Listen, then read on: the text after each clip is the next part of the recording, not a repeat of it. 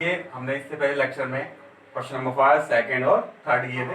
अब स्टार्ट करते हैं क्वेश्चन नंबर 4। ठीक है, ट्रिग्नोमेट्री है क्वेश्चन नंबर 4 और ये हमारा P3 है और इसमें हम क्वेश्चन नंबर 4 कर रहे हैं। जैसे कि क्या है क्वेश्चन में given, if 15 cot A equal to 8, 15 cot A equal to 8 है, फाइंड करना है आपको साइन ए एंड सेक ए। तो देखिए इससे क्वेश्चन से क्या करेंगे, 15 cot A है तो ये हो जाएगा, ये मल्टीप्लाई में तो ये चला जाएगा डिवाइड। ठीक है, अब कॉट ए की वैल्यू कितनी आ गई है, 8/50। ठीक है, फिर से वही जो हमने सिंपल था, जो आपका फॉर्मूला होता है। ठीक है, पंडित दत्ती प्रसाद हरी हरी, ये आपका cos और ये आपका tan। ठीक है, अब ये क्या है, ये आपका tan है।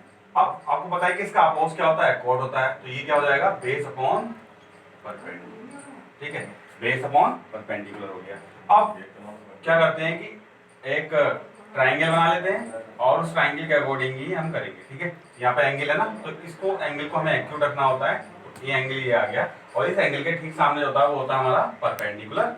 ठीक है, बाकी ये क्या हो गया, आपका बेस हो गया। और हाइपोटेन्यूस आपको फिर फाइंड करनी पड़ेगी। ए बी सी मान लीजिए इसको, और बी मान लेते हैं हम क्या, राइट एंगल। ठीक है, अब आपको निकालना पड़ेगा क्या, हाइपोटेन्यूस आपको निकालना पड़ेगा। तो हाइपोटेन्यूस किससे निकालते हैं, by PET theorem, Pythagoras theorem. और पीईटी थ्योरम के अकॉर्डिंग क्या होता है कि हाइपोटेन्यूस का स्क्वायर, यहाँ पे हाइपोटेन्यूस क्या है, लॉन्गेस्ट साइड यानी AC का स्क्वायर इज इक्वल टू, ये परपेंडिकुलर है। ठीक है, AB का स्क्वायर प्लस BC का स्क्वायर।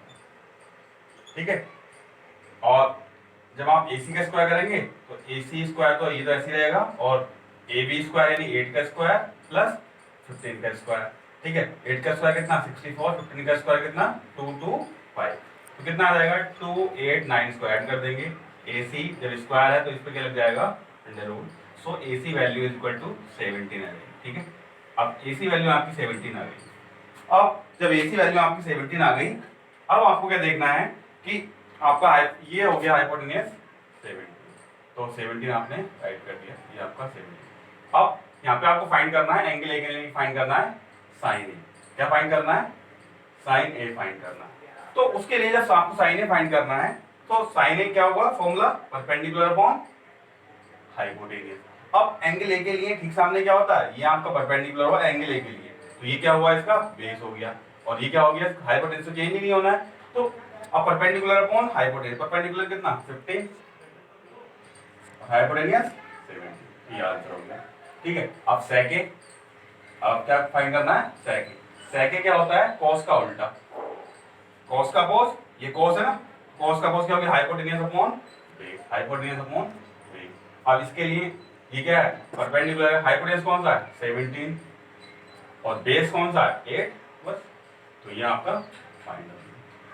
ठीक है, तो इस प्रकार से ये आपका सारे प्रोसीजर हो जाएंगे, यानी कि आप साइन वे भी फाइंड कर लेंगे और सेक ए भी फाइंड कर लेंगे। ठीक है, लेकिन बस याद रखें क्या सबसे मेन होता है कि अगर आप जो भी एंगल आपके लिए आप निकाल रहे हैं तो उसके ठीक सामने जो होता है वो होता है उसका परपेंडिकुलर। ठीक है, बाकी जो दूसरा बेस होता है, जो लॉन्गेस्ट साइड होती है वो क्या होती है हमारी हाइपोटेन्यूस। ठीक है, बाकी अपोज के लिए मैं फिर से अगेन बता रहा हूं इसको कि साइन का जो अपोज होता है, sine A is equal to होता है 1/cos sec a, या कह सकते हैं cosec a, cosec a is equal to 1/sin। ठीक है, cosec a is equal to 1/sin। उसी प्रकार से आपका होता है sec a is equal to 1/cos a, या कह सकते हैं cos a, फॉर्मूला भी हो सकते हैं। ठीक है, फॉर्मूले के अकॉर्डिंग ही है, मतलब इसको फॉर्मूला भी फॉर्म में भी हो गया सेक। ठीक है, अब उसी प्रकार से थर्ड फॉर्मूले को क्या कहते हैं कि tan a is equal to 1/cot a, क्या कह सकते हैं cot a is equal to 1/, ठीक है, इस प्रकार से।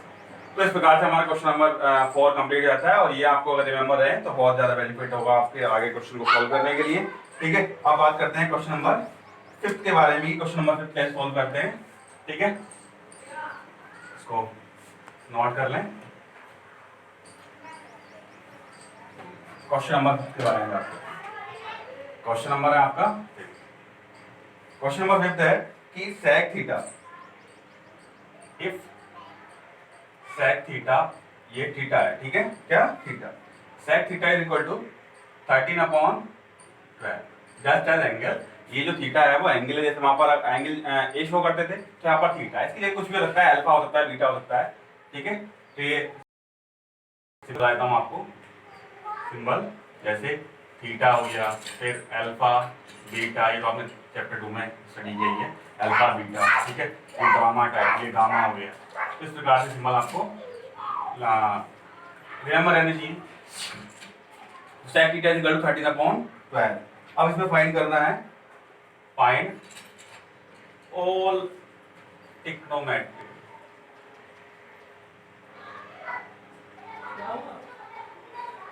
Trigonometry ratio, trigonometry ratio find करने हैं, ऑल ट्रिग्नोमेट्री रेशियो फाइंड करने हैं। अब कैसे फाइंड करेंगे, यानी ऑल ट्रिग्नोमेट्री रेशियो कौन कौन से हो गए, यानी आपको फाइंड करना है साइन थीटा, साइन थीटा का अपोज कर लें कोसेक थीटा, फिर कॉस थीटा, फिर सेक थीटा, फिर टेन थीटा, फिर आपका कॉट थीटा, ये आपको फाइंड करने हैं इसमें, ठीक है।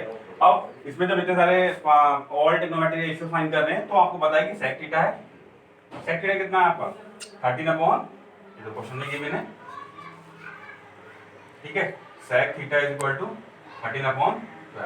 इसका मैं एक आंसर और निकाल देता हूँ, इसका जो अपोज होता है वो कितना होता है, सेक का होता है अपोज को, तो cos theta is equal to, मैंने यहाँ पे राइट किया था ना, sec theta is equal to 1/cos है, तो इसका अपोज होता है, यानी cos थीटा कितना हो जाएगा 12/13,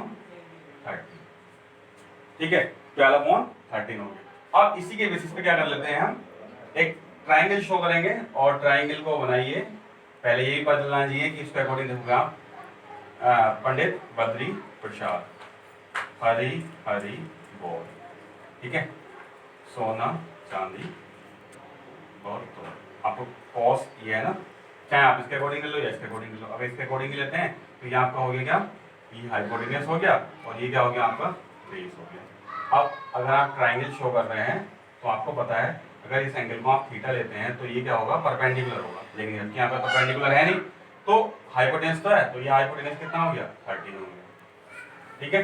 अब हाइपोटेन्यूस 13 हो गया, अब बेस पता है कितना 12, तो ये तो आपका बेस हो गया, ठीक है। तो आपको क्या परपेंडिकुलर यहाँ पर फाइंड करना होगा, ठीक है, परपेंडिकुलर फाइंड करते हैं, ये तो आपका 90 होगा, एक एंगल तो 90 होता है, तभी जाके पाइथागोरस थ्योरम अप्लाई होती है। तो अब आपको देखेंगे कि यहाँ पर बाय टीजीटी थ्योरम के अकॉर्डिंग, तो आपको कैसे इसको कैसे फाइंड करेंगे, हाइपोटेन्यूस यानी AC square is equal to AB square plus BC square. अब AC 13 का square is equal to AB 12 का स्क्वायर प्लस BC आपको फाइंड करना है, ठीक है। अब BC फाइंड करना है तो किस टाइप से करेंगे, 13 का स्क्वायर कितना हो गया 169 is equal to 144 plus BC square, ठीक है, 169 minus 144 is equal to BC square, तो ये कितना हो जाएगा 25 equal to BC square. So BC is equal to कितना 25 का under, so BC is equal to 5 आ गया। अब 5 आ गया यहाँ पे ड्रॉ कर दीजिए 5, ठीक है। अब इजी हो जाएगा सारे प्रोसीजर निकालना, यानी क्या, अब आपको फाइंड करना है साइन थीटा। कैसे ही साइन थीटा फाइंड करेंगे, तो साइन थीटा इसके अकॉर्डिंग क्या होता है, परपेंडिकुलर अपॉन हाइपोटेन्यूस, ठीक है। परपेंडिकुलर कितना इसके सामने, परपेंडिकुलर 5, हाइपोटेन्यूस कितना है आपका 30, 5/30। इसका अपोज क्या होता है कोसेक, मैं नीचे राइट कर देता हूँ कोसेक थीटा, तो इसका अपोज कोसेक थीटा यानी कितना 13/5, it's answer sine theta cosec theta. अब आएगा आपका tan थीटा, क्योंकि कोस और सेक तो आपका हम स्टार्टिंग में कर चुके हैं, तो tan थीटा, tan थीटा क्या होता है perpendicular upon base, perpendicular upon base, ठीक है। परपेंडिकुलर कौन सा है आपका इसके सामने 5, बेस कौन सा है आपका, बेस है इसका 12 बेस है एंगल के लिए, ठीक है।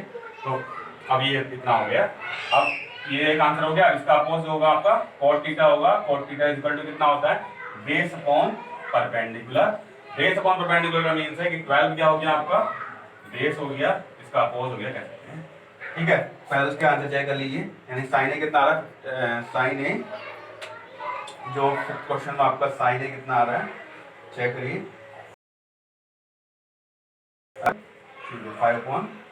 5/13, हाँ 5/13 आ रहा है। tan थीटा कितना आ रहा है 12/tan थीटा 5/12, ठीक है, tan थीटा 5/12, ओके, ठीक है, करेक्ट आंसर है। और फिर क्वेश्चन हो गया आपका, ठीक है, थैंक यू क्लास।